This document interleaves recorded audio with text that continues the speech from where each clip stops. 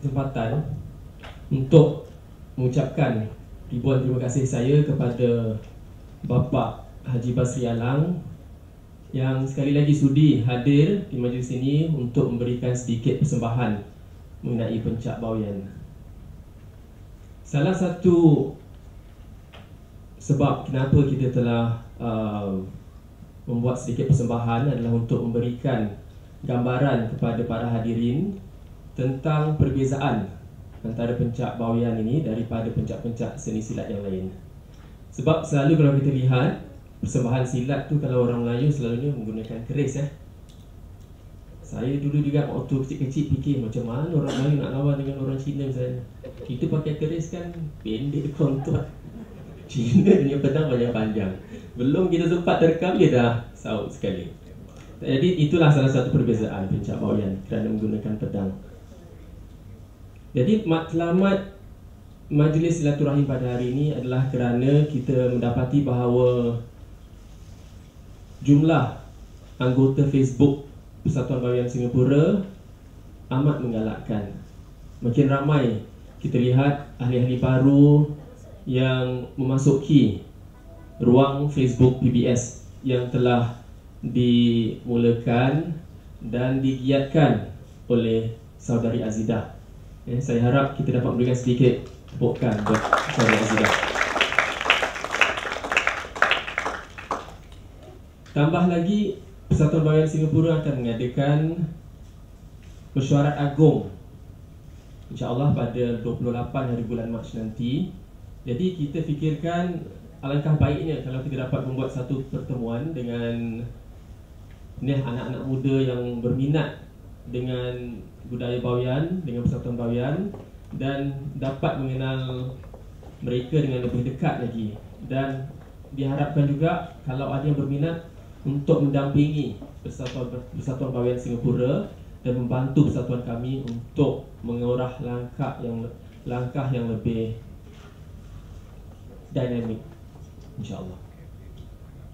Okey, sedikit latar belakang mengenai persatuan kami. Ini adalah satu surat di mana saya telah mendapatkan daripada Singapore Immigration and Registration Registry of Society, di mana ia telah mengesahkan bahawa Persatuan Bawian Singapura telah didaftarkan pada 19 hari bulan Mac 1934. Tetapi di letterhead Persatuan Bawian Singapura memang kita taruh pada 1947. Sebenarnya ceritanya begini. Pada tahun 1934 ia telah didaftarkan. Sebelum itu semua pondok-pondok yang terletak di merata tempat di Singapura diwakili oleh Pak Lurah, iaitu macam ketua kampung lah kita panggil. Kalau kadang kita cakap ni pondok, orang tak faham. Pondok tu macam cerita Piramli, yang cerita seniman Bujang Lapuk, yang mana setiap orang tu ada satu bilik gitu. Jadi orang Bawian panggil satu rumah gitu kira macam pondok lah. Jadi penghuni-penghuni pondok itu datangnya daripada pondok ataupun daripada kampung di Bawian. Umpamanya kalau mereka daripada Bawian, daripada kampung Sungai Rucing, dia datang ke Singapura, mereka tinggal di pondok Sungai Rucing. Jadi pada waktu itu kita ada kumpulan Pak Lurah. Cuma memang kita tahu pada waktu itu Singapura ramai pendatang-pendatang daripada luar negeri. Bukan sahaja dari Pulau Bawian, daripada Jawa, daripada juga negeri China dan lain-lain, daripada India semua. Jadi pemerintahan British pada waktu itu mempunyai masalah bagaimana untuk menyebarkan misalnya mesej ataupun berita, atau macam mana untuk mengawal keadaan yang berbilang tahun yang baru-baru datang ini. Jadi Pesuruhjaya Polis pada waktu itu, Commissioner Black, namanya, nama depannya saya tak tahu lah, tapi dia punya surname tu namanya Black. Dia yang mengesyorkan agar kita mendaftarkan pondok-pondok Bawian ini di atas satu persatuan. Jadi pada tahun 1934 tu didaftarkan nama PBA, Persatuan Bawian Association. Tapi agak ginjal lah sebab Persatuan Bawian Association, persatuan tu association kan sama. Jadi agaknya pada dah, maknanya apa, 1934 sampai 1947, 13 tahun baru mereka sedar mereka punya kesilapan kat situ. Jadi finally 1947 didaftarkan atas nama Persatuan Bahagian Singapura.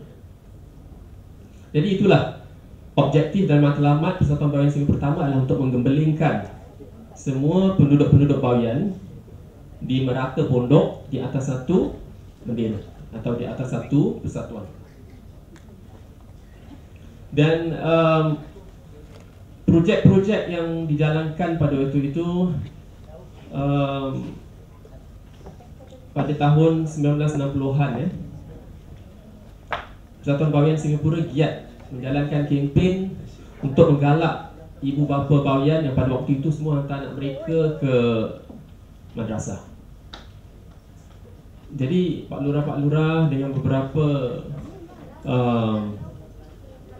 ketua-ketua bangsa bahagian tu, mereka mendapati kalau ini diteruskan, ia akan menjejas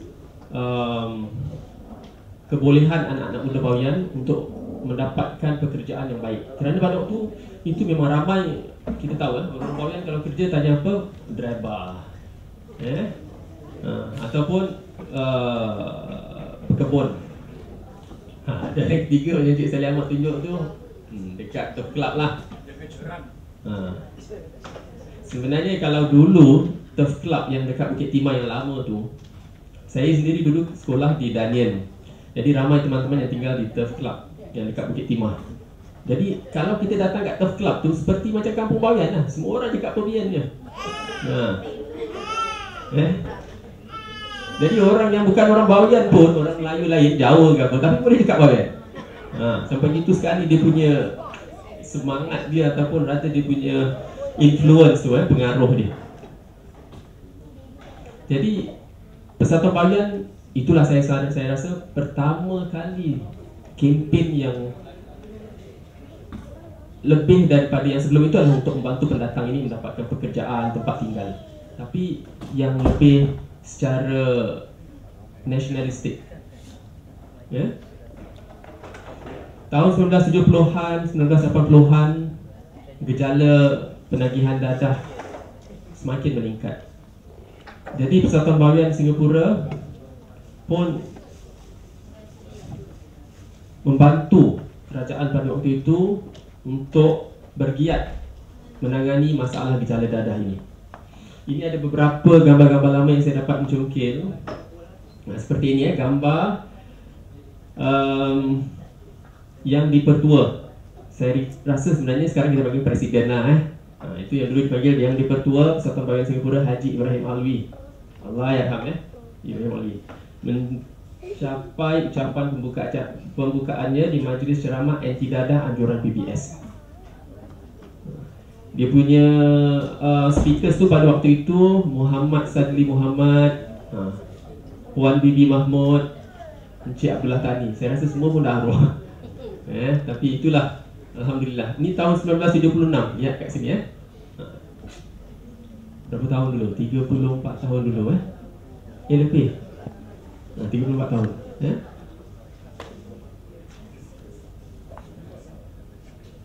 Ini Encik Muhammad Sadli Muhammad. Beliau pada satu ketika juga menjadi Setiausaha Agung Persatuan Bahagian. Beliau juga adalah pegawai penasihat di Sana House. Sana adalah Singapore Anti-Narcotic Association.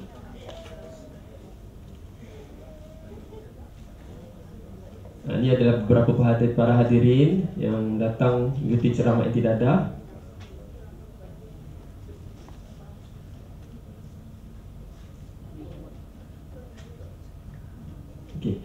Kenapa silat Kadang orang-orang tanya kalau Persatuan Bahagian ni selalu. Sebab memang salah satu ciri orang Perbian ni adalah selain daripada kuat agama, ramai pendekar di kalangan mereka. Salah satunya itulah Haji Basri Alam.